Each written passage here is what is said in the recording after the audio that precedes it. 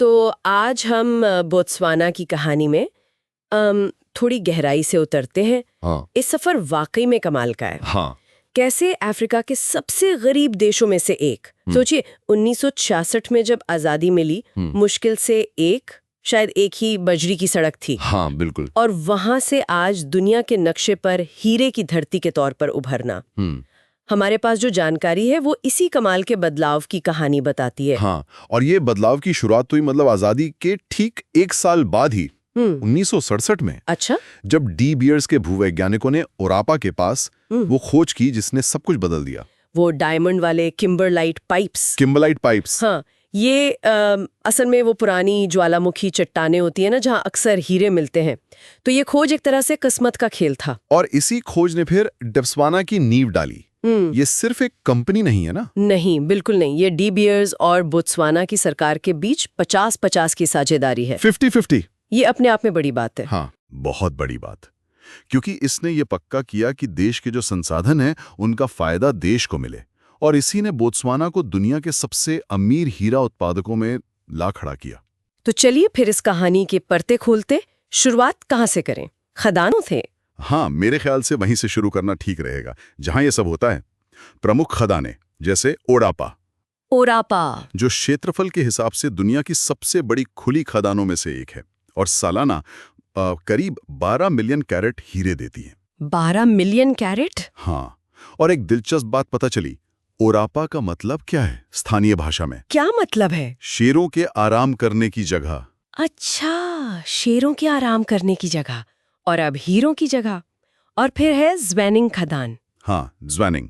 इसका नाम थोड़ा मजेदार है, छोटे पत्थरों की जगह। छोटे पत्थर, लेकिन यहाँ के हीरे तो... हाँ, नाम भले ही हो, लेकिन यहाँ से निकलने वाले हीरे कीमत के हिसाब से दुनिया के सबसे कीमती माने जाते हैं। अच्छा, कितना? कुछ अंदाजा है आंकड़ों का? दस्तावेजों में था, अकेले 2023 में ज्वानिंग से जो हीरे निकले उनकी कीमत करीब $4.5 बिलियन आंकी गई थी।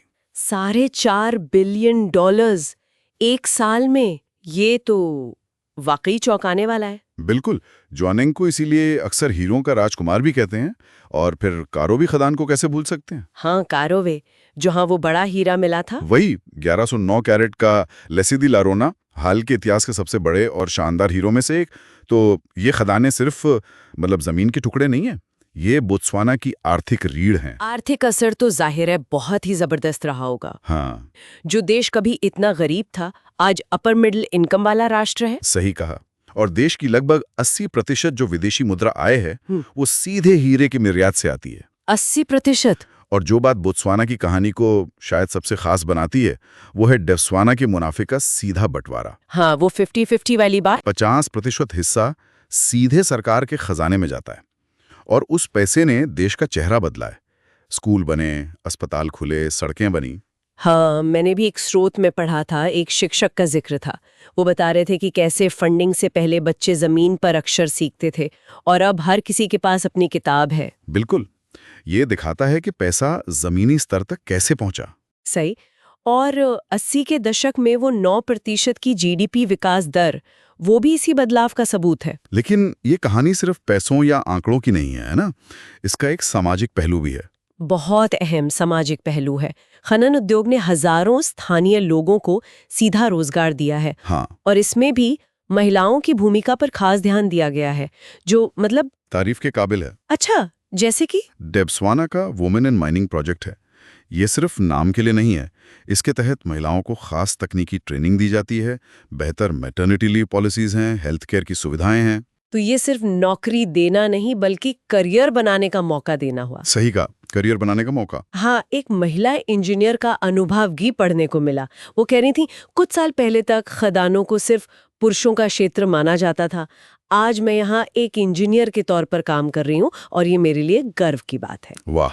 ये आवाजें सुनना, ये उस सामाजिक बदलाव को दिखाता है जो इन हीरों के साथ आया है। बिल्कुल, लेकिन इस चमक के साथ एक जिम्मेदारी भी आती है, पर्यावरण की। हाँ, ये एक बड़ा सवाल है हमेशा खनन के साथ।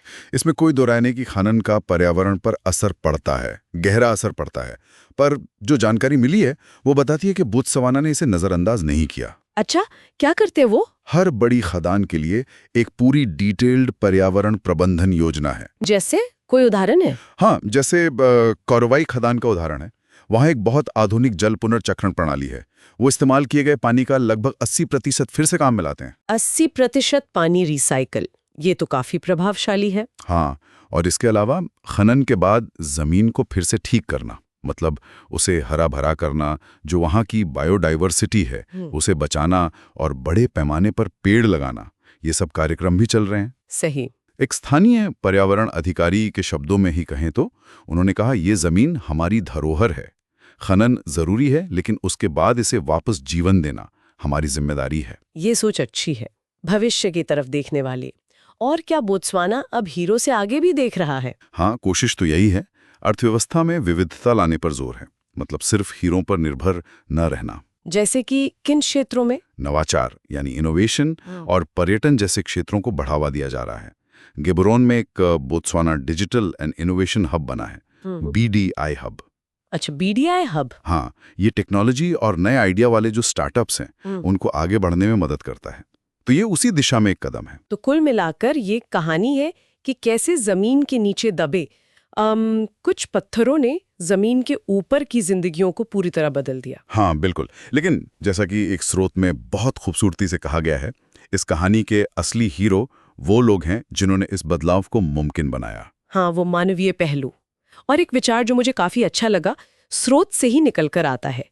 अगर इरादे साफ हो और नजर दूर तक हो तो मिट्टी से भी सोना निकल सकता है, या इस मामले में कहें तो हीरा। वाह, क्या बात है। और ये हमें एक जरूरी सवाल पर लाकर छोड़ता है ना। हाँ, कि बोत्सवाना ने अपनी कुदरती दौलत का इस्तेमाल देश के विकास के लिए किया, खासकर वो साझेदारी और मुनाफे को फिर से देश में ही लगाने वाला मॉडल। क्या ये तरीका दूसरे, मतलब ऐसे देश जिनके पास संसाधन तो हैं, उनके लिए भी एक रास्ता बन सकता है? या फिर बोत्सवाना की कहानी अपने आप में अनोखी है, कुछ खास हालात का नतीजा जिसे कहीं और दोहराना शायद मुश्किल हो? हाँ, ये सोचने वाली बात है। इस पर काफी कुछ सोचा जा सकता है।